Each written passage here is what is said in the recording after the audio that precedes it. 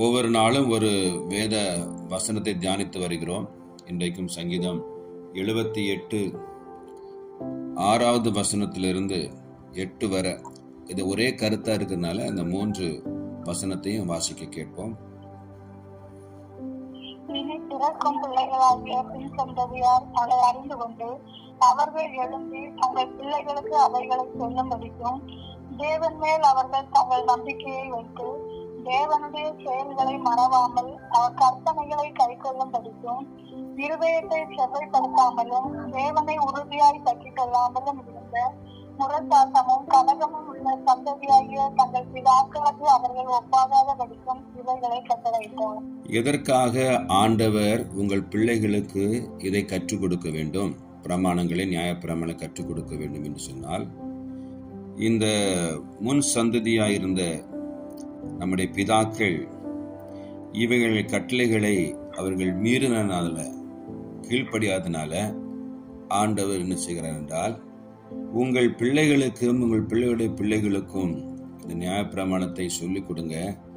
அவர்கள் முதிர் வயதானாலும் அதை விட்டு விலகாது கைவிடாது இருப்பார்கள் என்கிறதற்காக தவிப்பே ஆண்டவர் என்ன செய்கிறார், இதை நீங்கள் உங்கள் பிள்ளைகளுக்கு சொல்ல வேண்டும் என்று சொல்கிறது தான் இங்கே வாசித்தோம். இனி பிறக்கும் பிள்ளைகளாகிய பின் சந்ததியார் அதை அறிந்து கொண்டு அவர்கள் எழும்பி தங்கள் பிள்ளைகளுக்கு அவைகள் சொல்லும்படிக்கும். என் அன்பு சகோதர சகோதரிகளே, நாம் கற்றுக்கொண்ட இந்த வார்த்தைகளை, வசனங்களை, நாம் பெற்றுக்கொண்ட ஆசீர்வாதங்களின் நன்மைகளை, சுகத்தை, பலத்தை நாம் நம்முடைய பிள்ளைகளுக்கு முதலாவது சொல்லிக் கொடுக்க மறக்கவே கூடாது. ஆண்டவர் செய்த நன்மைகளை நீங்கள் சொல்லுங்க, உங்கள் பிள்ளைகளுக்கு சொல்லுங்க.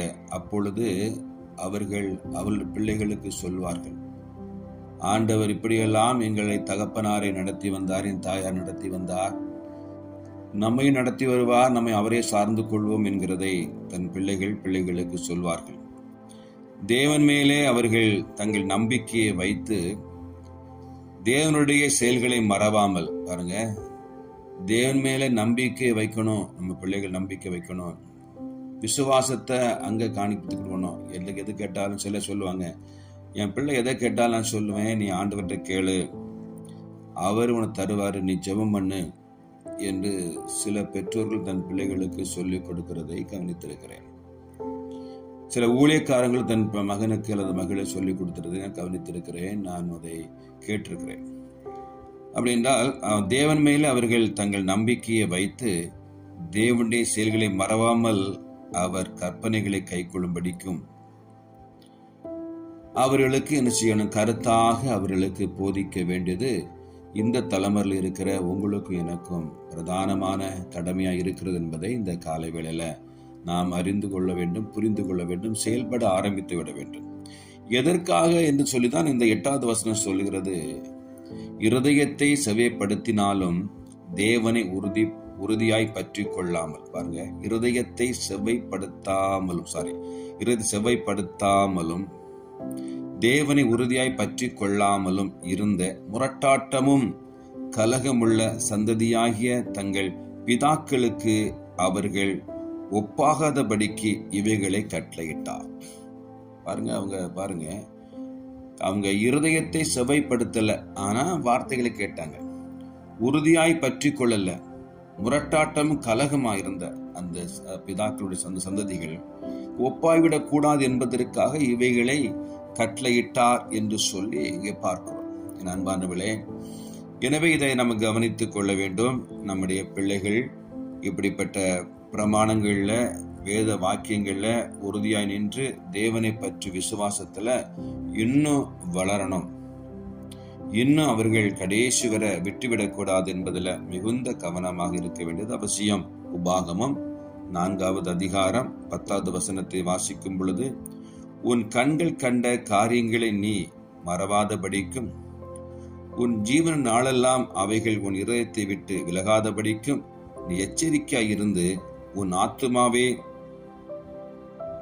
ஜாக்கிரதையாய் காத்துக்கொள், அவைகளை உன் பிள்ளைகளுக்கும் உன் பிள்ளைகளின் பிள்ளைகளுக்கும் அறிவிக்க கடவாய் என்கிற வார்த்தை. சரிங்களா?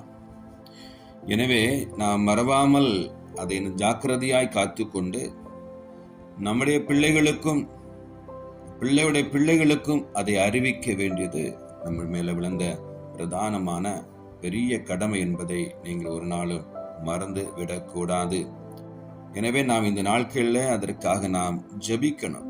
ஆண்டவரே, முதலாவது எனக்கு கற்றுத்தாருங்க பிரமாணங்களை. நான் இந்த வேத வாக்கியங்களை வசனத்துல உறுதியாய் பற்றிக்கொள்ளட்டும். நான் இதில் அதிகமா தேரட்டும் என்பதில் முதலாவது அதிகமா கற்றுக்கொள்ள வேண்டும். பாருங்க, ஒரு ஆசிரியர் தன் மாணவனுக்கு பாடங்களை கற்றுக் கொடுக்க வேண்டுமானால் அந்த ஆசிரியர் முதலாவது கற்றுக்கொள்ள வேண்டும். அதுதான் அங்க சொல்லுவாங்க. முதலாவது ஆசிரியருக்கு டீச் பண்ணுவாங்க.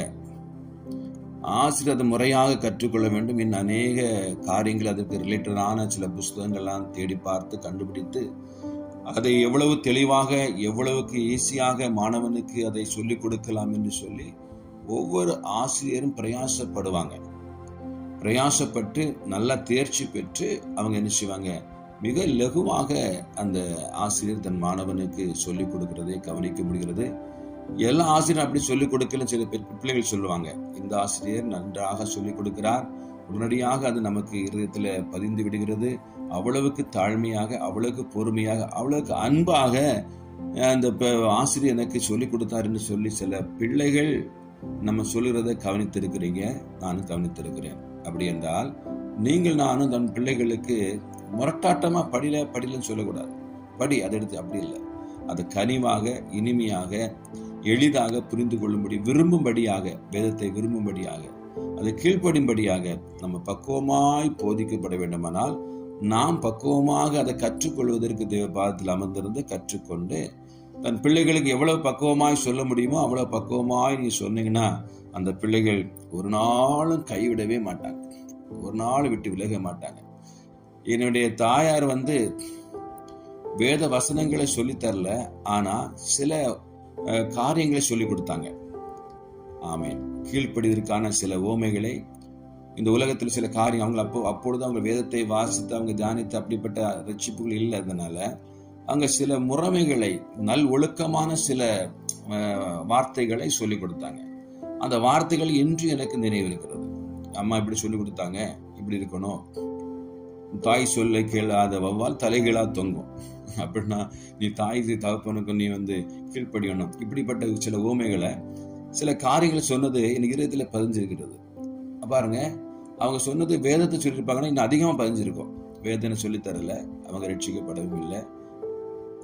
அதனாலதான் அவங்க சில ஊமைகளை சொல்லி கீழ்ப்படின ஒழுக்க நிறையான காரியங்களை சொல்லி கொடுத்தார்கள். அவைகள் இன்றைக்கு 57 வயதானாலும் அது எனக்கு நினைவு இருக்கிறது.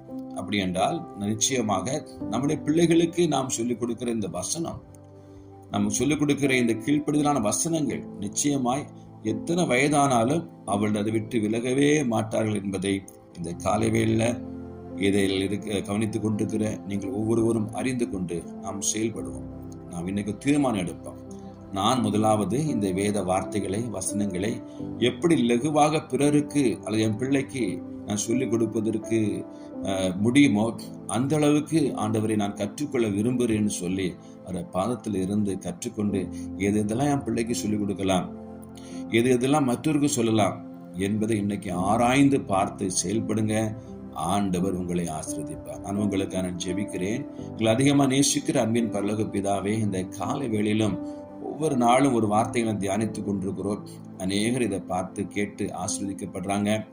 இன்றைக்கும் இந்த கேட்கிற இந்த பிள்ளைகள் ஆண்டவரே நிச்சயமாக தன் பிள்ளைகளுக்கும் இதை கற்றுக் கொடுப்பதற்கு வேண்டிய நல்ல ஞானத்தையும் அறிவையும் புத்தியும் எங்கள் ஒவ்வொருவருக்கும் தந்து ஆசீர்வதிக்கப்பெற கிருபைகளுக்காய் ஸ்தோத்திரம். எல்லா தீமைகள் பொல்லாப்புகள் விலைக்கு பாதுகாத்துக் கொள்ளுங்க. தேவ கிருபை இந்த நாள் முழுவதுமாக தங்கியிருக்கும்படியாக செபிக்கிறேன். கர்த்தர் அப்படி செய்வீராக. இயேசு கிறிஸ்துவின் விலையேறப்பெற்ற நாமத்தில் செபிக்கிற நல்ல பிதாவே, ஆமேன், ஆமேன்.